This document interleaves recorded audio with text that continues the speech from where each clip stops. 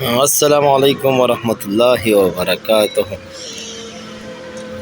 مرګورو دا یو ویډیو مې داسې جوړوله، زه خپله دې کمپنۍ کې کار کوم. ډېر غټ کار دی، ډېره غټه کمپنۍ ده. کوم چې هغه هوټل یادېږي په سعودي عرب کې چې به خلکو وي، د غټ هوټل دی او جوړېږي سمندر غاړې ته. مطلب بس یو عیاشۍ ځای دی. نو هسې سوچ مې کوو ملګرو ډېر غټ کار شروع دی، ډېر په غټه سطحه دی. سوچ مې کوم دې کې چې کم لیبر دی، کم خلک دی، صرف د انسانانو کار، کم ناز کم د دې نه به 1 لک ریال خواوشا 2 لکه ریال، دا به دې صرف مزدوران وړي د سامانونو نه علاوه، چې دې کې کم سامانونه لګي او کمې خرچې پیږي، کم ګاډي چې کم دي، کم دا غټ غټ کرینونه دي تاسو ته ښکاري. نو کم ناز کم چې دې کې به د یوې ورځې دومره خرچه، د میاشتې به څومره خرچه راځي. او کار پکې ډېر زیات غټ کار شروع دی.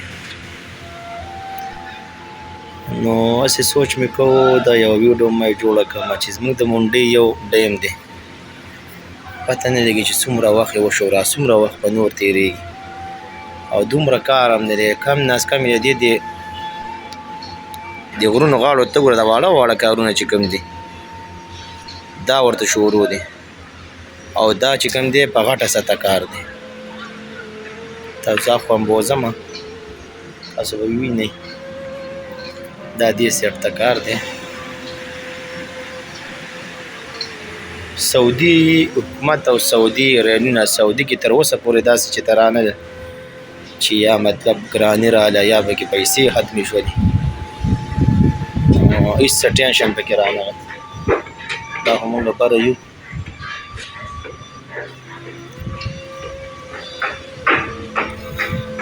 پاکستان کې یو منډۍ ډیم دی، څومره وخت یې واخیسته، تر اوسه به تیار نه شي. دې کې څومره کار دی، دا به کم ناز کم چې بس 30 ته به تیار وي. دغه د سمندر غاړه ده، پکې دا ویډیو به سبا راځي او که به نه راځي پته نه لګي. د دې سایډ ته غرمه دي، دا پکې سمندر غاړه ده. څومره غټ کار دی ملګرو.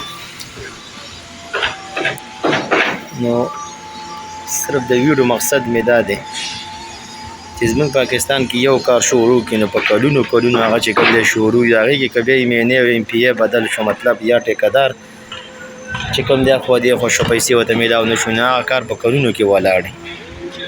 دلته دا خبرې دا قصې ده، یو ځای الواجه ورته وایي چې صرف د هغې کار خبره مې درته وکړله. نور چې کوم کارونه دي مطلب په ریاض کې، په جده کې، جوبیل کې، دمام کې غټې غټې کمپنۍ شروع دي.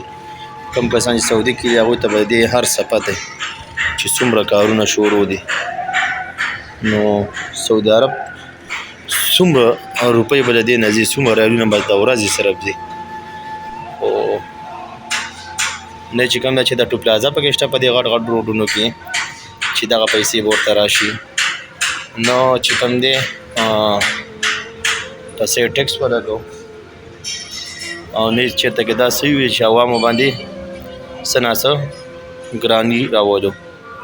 هماغسې ملک هم چلېږي، کم ناز کم یې د سعودیانو نه به زیات دا اجنبیان یي، ډېر زیات اجنبیان یي، وایي چې بهر یو کمپنۍ کې د دنیا کسان یي. بس الله پاک پرې رحم کړی دی په دې شریکه. او بس موږ خپل پاکستان روسوي دی نه شو ویلی چې دا حالاتو هر چا ته پته دی چې د هر طرفه پې خلک شروع دی. زه بیا هم شکر دی چلېږي. بس الله پاک دې زموږ په ملک خپل رحم او فضل وکړي، موږ به څه وکړو، دعاګانې به کوو.